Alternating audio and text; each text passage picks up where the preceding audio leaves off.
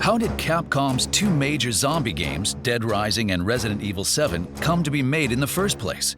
We interviewed the directors of both titles to learn more about the games. First, we have Koshi Nakanishi, the distinguished director of Resident Evil 7. Follow along as he shares previously undisclosed information about the game's origin. When we first started development, Resident Evil was... well, if I'm being honest, as a brand, we were off track. The action element had been expanded, and fans reacted much more negatively than expected. In the end, an RE game has to be scary. So we took another look at it. And the general consensus from fans of the series was that a Resident Evil game is one that should scare the hell out of you. That was the starting point for Resident Evil 7. I played Resident Evil from the beginning, and those early games were terrifying. I was excited to try and make Resident Evil 7 into a game that would live up to the RE name.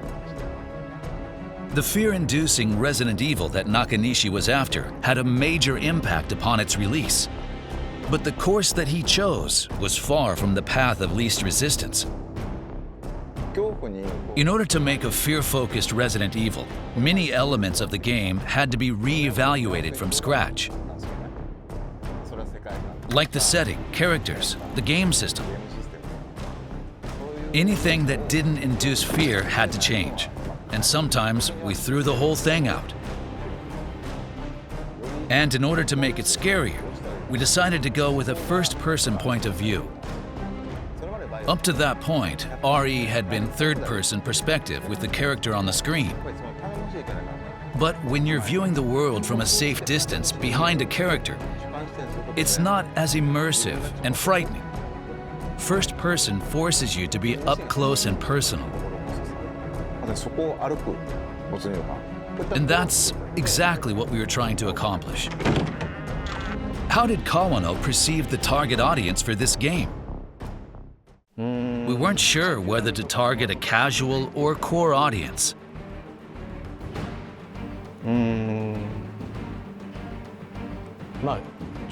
However, we trusted management's concepts and made what we thought would be fun. Kawano had a range of experience directing Mega Man Legends and Breath of Fire, and he was confident in this new genre. We wanted to put the main character somewhere that was overrun with zombies. Most games might ordinarily make their main character a cop or a soldier. A badass, decked out in gear, ready for the situation. But we thought going in that direction would dilute the madness and unpredictability of the zombie outbreak.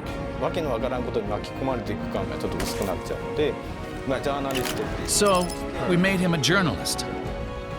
We focused the story on him being trapped in a place full of zombies, trying to escape, and rescuing survivors along the way, so that they can all make it out together. Kawano faced challenges during development. It's clear, though, that he still has the same passion for the game. In terms of the narrative, there's a zombie outbreak. We wanted the player to encounter people trying to escape and others who have become a bit unhinged, making them feel like they're trapped in the outbreak.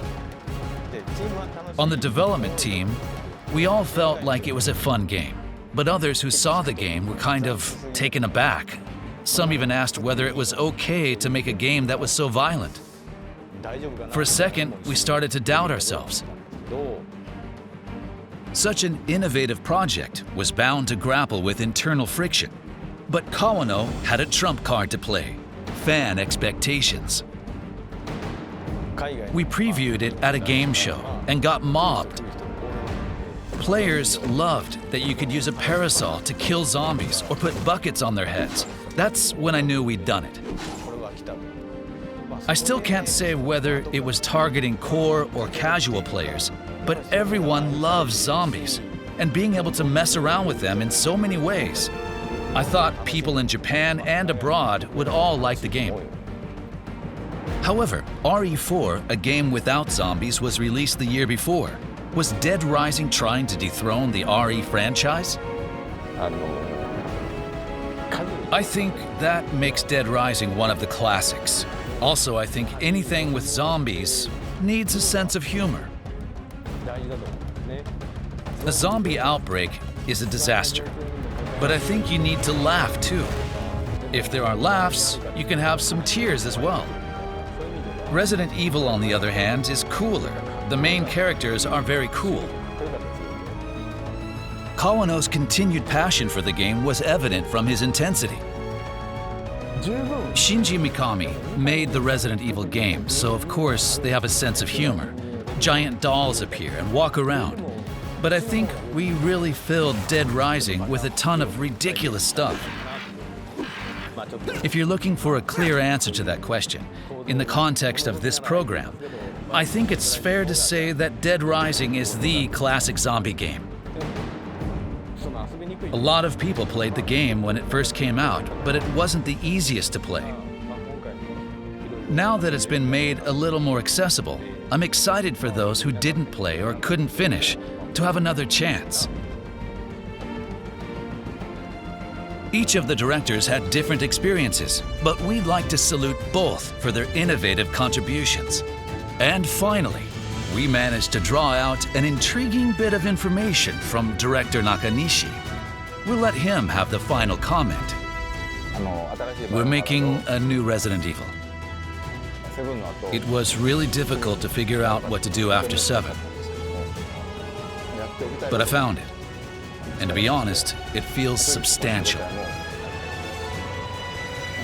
I can't share any details just yet, but I hope you're excited for the day I can.